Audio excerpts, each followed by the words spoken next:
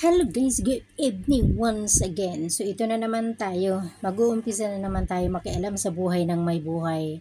Makisawsaw sa kwento ng iba na kahit minsan hindi naman talaga natin alam ang punot dulo ng kwento pero dahil chismosa tayo at pakialamera, ayan, makikichismis tayo. So yun na nga guys, before that, gusto ko na muna mag-thank you sa mga sumuporta sa aking munting channel at nag-subscribe, nag-comments. Thank you all. And good evening sa buong Kalingap, Kuya Bal Santos Matubang at Edna Rap and Jack. Siyempre sa buong K-Boys, Angel. So, yun. Magandang buhay sa bawat isa. So, ito na nga guys, ang ating sasawsawan ngayon at pakikialaman yung live kanina ni Michelle Japina. So, yun. Bago yan guys, panoorin muna natin to. Pananaw na may birthday si ganitong vlogger o ganyan, tapos bibigay kayo ng pang-feeding, bibigay kayo ng bigas na pang-ayuda. Hindi po yung regalo.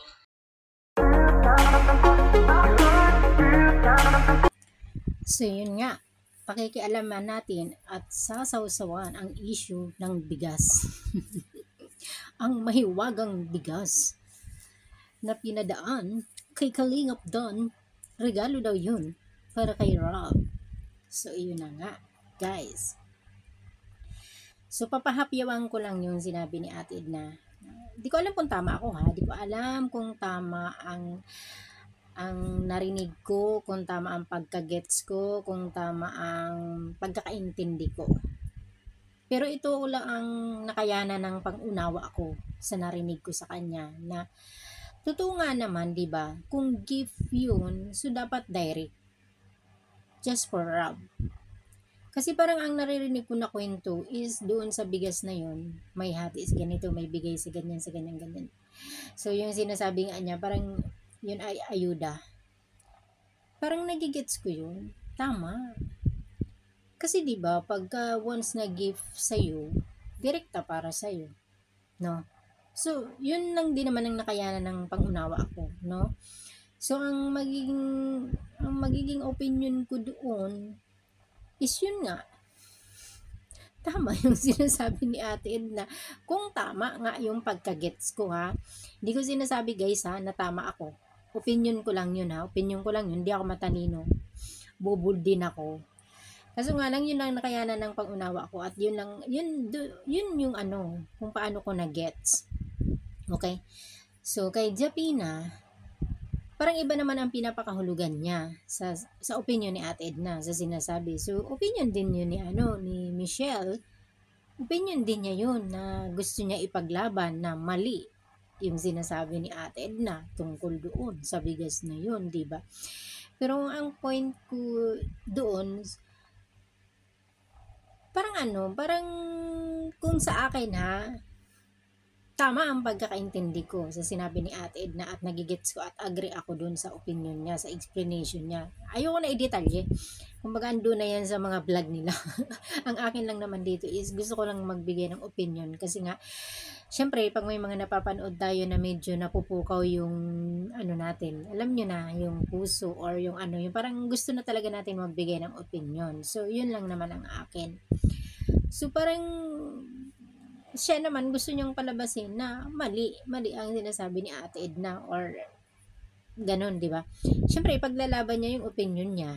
Ganun lang naman yun kasimple. Pero ang akin lang talaga doon is bakit parang lagi niyang kinukontra si Ate Edna, no? Yung parang hinahanapan talaga ng ano, ng mali. Pero dahil nga doon sa sabi niya na hindi naman niya plano mag-reactions doon, so nagsulsul yata yung ano, isa sa mga viewers niya, no? So pinakinggan niya yun. Eh, syempre kakampi niya yun eh. Normal na yun.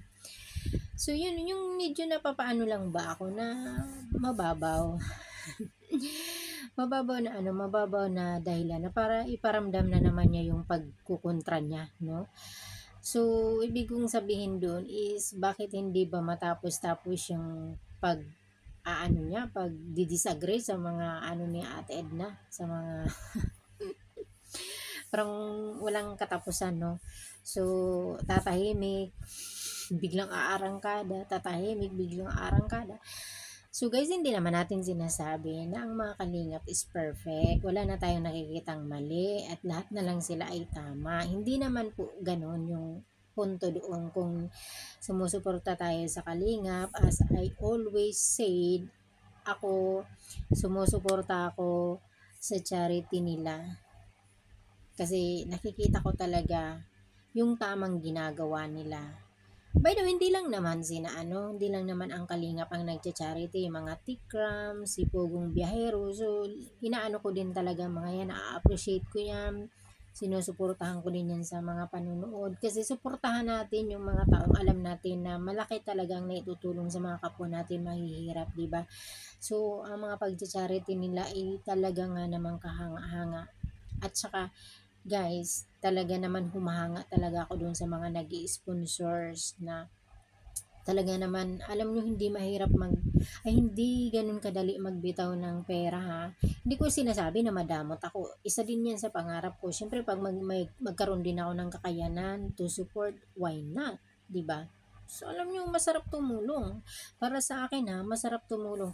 At saka yung ano na yan guys, yung mga pagpapayaman, naku, wag natin masyado pangarapin yan kasi hindi natin alam ang bukas. Nagpayama, nag-impok ka na impok ng pera. Hindi natin alam yung bukas eh. O, ang dami dyan mayayaman, kakasakit, doon lang din naman napupunta, di ba? Sumalay mo yung pagbibigay natin, i-bless tayo ng Lord physically, di ba?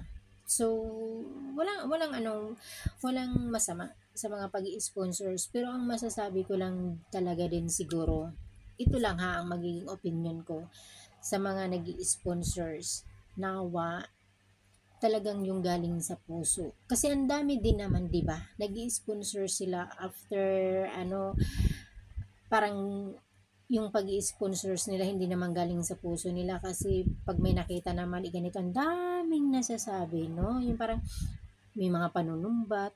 Para sa akin parang yun ang mali. Ngayon, kung talagang nagbigay ka, pag binigay mo na yan, pakawalan mo na yan totally. 'Di ba? Yung pakawalan mo na yan.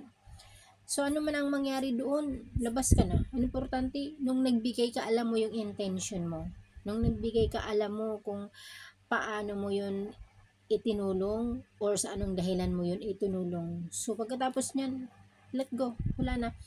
Hindi yung porket nagbibigay ka, parang gusto mo na rin diktahan yung taong binibigyan mo or hawakan mo yung pagkatao.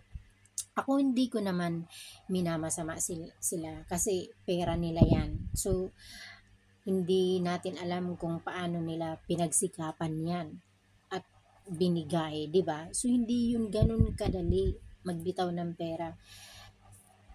Silang nakakaramdam ng nararamdaman nila.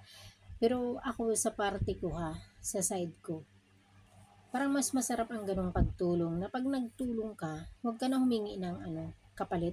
Guys, huwag niyo ako kukontrahin dahil hindi ko naman sinasabi na tama itong sinasabi ko ha, na application to para sa lahat, na parang itong gusto ko iparating para sa lahat. Opinion ko lang to, akin lang to. So gusto ko lang ibahagi. So kung mali man ako is mali, walang problema doon. Pero parang yun lang ang pagkakaintindi ko na pag tutulong tayo, it's better na na lang, na tulong lang. So, kasi kadami din naman talaga mga nangyayari na tulong, tapos may panunumbat, di ba? So, hindi naman siguro sa akin, iwan ko lang. Para sa akin, parang pag magtulong talaga tayo, yung alam natin na hindi maapektuhan yung pamilya natin, siguraduhin natin na nauuna natin yung family natin bago yung sa pagtulong ng iba. Kasi pagka once na nagdesisyon kayo tumulong tapos yung kapamilya nyo na hindi nyo naabutan, pag nagkakamali yung tinulungan nyo, yung parang doon nagkakaroon ng sumbatan, di ba? So, hindi ako agree sa mga ganun. Kaya ako man, kung aabot ako sa punto na magkaroon ako ng opportunity na mag-sponsor din or magtulong, sisiguraduhin ko na talagang yan ay talagang kaya ko tumulong, na ano man ang mangyari, wala akong maisusumbat, di ba? So, proud na proud ako doon sa mga tao na handang magbigay, hindi sila nag-aalinlangan bumitaw ng pera. So, alam naman natin yung guys kung gaano kahirap hanapin ng pera, di ba? So, especially yung mga nagtatrabaho sa labas ng bansa, mga OFW, hindi yan ganun kadali.